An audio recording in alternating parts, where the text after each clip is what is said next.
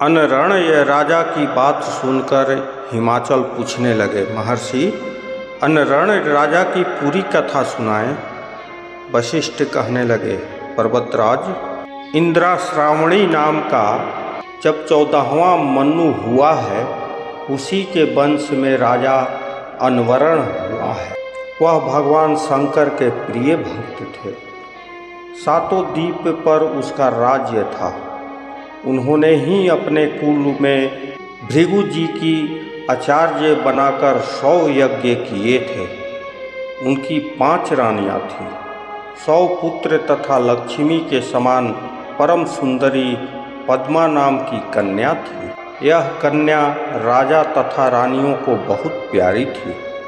राजा बड़े उदार आत्मा थे। एक बार सब देवताओं ने कहा, आप इंद्र के समान सिंहासन पर बैठकर स्वर्ग का राज करो, किंतु उन्होंने स्वीकार न किया। जब उनकी परम प्रिय कन्या विवाह के योग्य हुई तो उन्होंने उसके वर की खोज के लिए चारों ओर पत्र भेजे। चारों ओर वर की तलाश होने लगी। इतने में तप करके लौटते हुए विप्लाद ऋषि ने वन में एक मनुष्य को अपनी स्त्री के साथ विहार करते देख लिया। ऋषि के मन में भी काम वासना जग गई। स्त्री किस प्रकार प्राप्त हो, यही विचार करते करते ऋषि अपने स्थान पर पहुँचे। कुछ समय के बाद एक दिन विप्लाद पुष्पाभद्रा नामक नदी पर स्नान करने गए। वहाँ अनवरणय की परम सुंदरी कन्या भी आई हुई थी। उसकी सुंदरता देखकर मोहित हो गए। ऋषि ने कन्या के आसपास खड़े हुए मनुष्यों से उनका परिचय पूछा। उन लोगों ने कहा, अनवरणय राजा की पद्मा नाम की कन्या है। आपका मन इस पर मुग्ध हो गया है क्या? जाकर राजा से मांग क्यों नहीं लेते? इस प्रकार के हास्य युक्त वचन सुनकर मुनि लज्जित हो गए और अपने दिल में उसे पाने की भी इच्छा कर ली। उसके बाद स्नान, नित्य कर्म, शिव पूजन आदि कर विप्लाद राजा अनवरणय की सभा में चले गए। राजा ने मुनि को देखकर प्रणाम किया और विधिवत पूजन करके उनको आसन पर बिठाया। ऋषि से सेवा पूछी। ऋषि ने राजा से उसकी कन्या की याचना की। इतना सुनकर वह राजा चुप हो गए। कुछ क्षण के बाद ऋषि फिर बोले, राजन, अपनी कन्या शीघ्र ही मुझे दे दो, नहीं तो कुल के साथ तुमको क्षण भर में ही भस्म कर दूंगा। इस प्रकार मुनि के कहने पर राजा रोने लग गए। रानियां, नौकर चाकर सबके सब रोने लगे। इस बूढ़े ऋषि को कन्या किस प्रकार दे दी जाए, लोग क्या कहेंगे?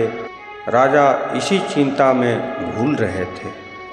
उसी समय राजा पुरोहित तथा राजगुरु वहां आ गए। राजा ने रोते रोते उस ऋषि का वृत्तांत सुनाया। पुरोहित तथा गुरु विचार कर राजा से बोले, हे राजन, आपको कन्या का किसी के साथ विवाह तो करना ही है, फिर उसके साथ ही विवाह क्यों न कर दो, जिससे आपके कुल की रक्षा हो जाए। इस ब्राह्मण द्वारा कुल का विनाश हो जाना अच्छा नहीं। इस प्रकार पुरोहित एवं गुरु के वचन सुनकर विद्यमान राजा ने अपने कुल की रक्षा के लिए कन्या को वस्त्र आभूषणों से अलंकृत करके मुनि को अर्पण कर दी। मुनि भी विधिवत पूर्वक के पद्मा के साथ विवाह करके अत्यंत प्रसन्न होकर राजा से विदा लेकर अपने स्थान को गए। इस शोक में राजा राजपाट छोड़कर वन में चले गए और रानी भी वन में चली गई। पति तथा कन्या का स्मरण करके रानी की मृत्यु हो गई।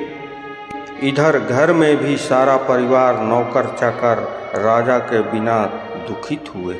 राजा अनवरण ने वन में जाकर तप करके भगवान शंकर को प्रसन्न किया और शिवलोक को प्राप्त हो गए।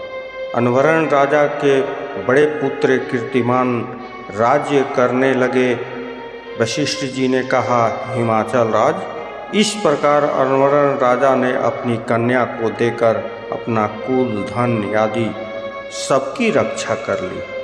इसलिए अब तुम अपनी कन्या शिव को अर्पण करके सब देवताओं को अधीन कर डालो।